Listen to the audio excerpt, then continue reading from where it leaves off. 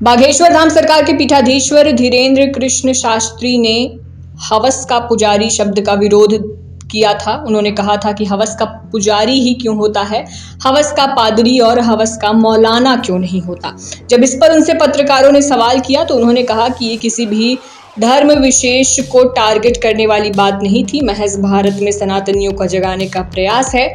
आम बोलचाल पर एक सवाल है। इसके साथ ही उन्होंने नवरात्रि पर 9 दिन दुर्गा दुर्गा और 10वें दिन मुर्गा बोलकर निशाना भी साधा। उसका पुजारी आपने बयान दिया, तो मौलाना ने अब आपत्ति जताई और कहा है कि उन्हें ऐसे बयान नहीं देना चाहिए। इन नालायक हैं, इनको ज्ञान नहीं है किसी भी प्रकार से। हमने किसी भी मजहब को या किसी भी धर्म गुरु को नहीं हमने बोला।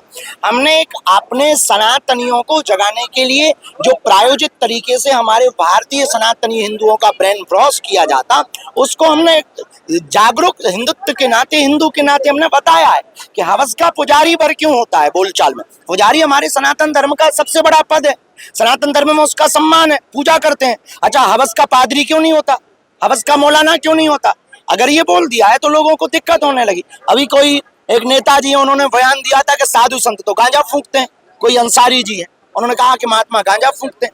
ये बेफिजूली की बात है। महात्मा गांजा फूंकते सब नहीं फूंकते हैं। ऐसे तो अंसारी आतंकवादी होते हैं, पर सब नहीं होते हैं, पर कुछ होते हैं। तो ये सब पर आप टारगेट नहीं कर सकते हो। उसी प्रकार पुजारी कुछ गलत हो सकते, पर सब पुजारी गलत नहीं हो सकते ना।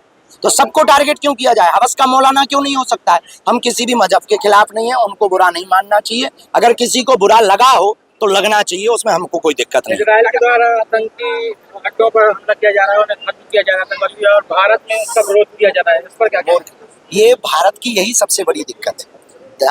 राष्ट्रविद्रोही, मानवद्रोही, इन लोगों का भारत के कुछ लोग सपोर्ट करते हैं।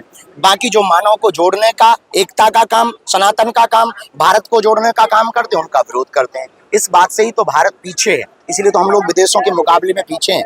यही दुर्भाग्य है भारत का, जो आतंकवादियों का सपोर्ट करता है। नवरात्रि में हमारा यही विचार है कि आपकी देवी की मूर्ति स्थापना रखना तब सफल है, मूर्ति पूजा करना तब सफल है, जब आप यह प्रण लेवे कि प्रत्येक बेटी की आबरू इज्जत पर उठने वाली उंगली को ही तोड़ देने का संकल्प अगर ले लिया जावे तो ही तुम्हारी नवरात्रि पूजा सफल है। वरना देवी दुर्गा मूर्ति पूजा रखने से भारत का कल्याण नहीं होना है। माता के प्रति हमारी आस्था है, हम भी माता की पूजा करेंगे, हम भी देवी माता रखेंगे। हम देवी माता के विरोध में नहीं है, पर उन लोगों के विरोध में जो 9 दिन तो दुर्गा दुर्गा करते, 10वें दिन मुर्गा मुर्गा करते हैं, हम उन लोगों के विरोध में हैं। माता देवी को रखने वाले लोग संकल्प लेवें, दुर्गा पूजा के साथ भारत की बहन बेटियों के साथ होने वाले अत्याचार पर कम से कम खुलकर बोलें। महालक्ष्मी के 30 टुकड़े हुए, 30 टुकड़े हिंदू बेटियों के हो रहे हैं। इनके लिए अब हिंदुओं को संकल्प लेना पड़ेगा।